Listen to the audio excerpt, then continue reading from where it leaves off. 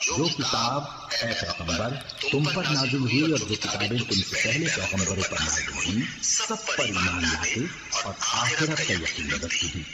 یہی لوگ اپنے پروردگار کی طرف سے آئی ہوئی ہدایت پر ہیں اور یہی لوگ کامیاب ہیں۔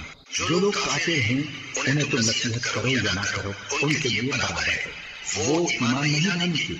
اللہ نے ان کے دلوں اور کانوں پر مہر لگا رکھی ہے اور ان کی آنکھوں پر پردہ پڑا ہوا ہے اور ان کے لیے بڑا عذاب تیار ہے۔ اور بعض لوگ ایسے ہیں جو کہتے ہیں کہ ہم اللہ پر اور روز آخر پر ایمان رکھتے ہیں، حالانکہ وہ ایمان نہیں رکھتے۔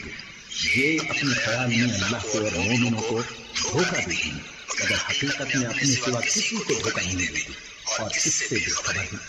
ان کے دلوں میں کفر کا مرض تھا، اللہ نے ان کا مرض اور زیادہ کر دیا اور ان کے جھوٹ بولنے کے سبب ان کو دکھ دینے والا عذاب ہوگا۔ اور جب ان سے کہا جاتا ہے کہ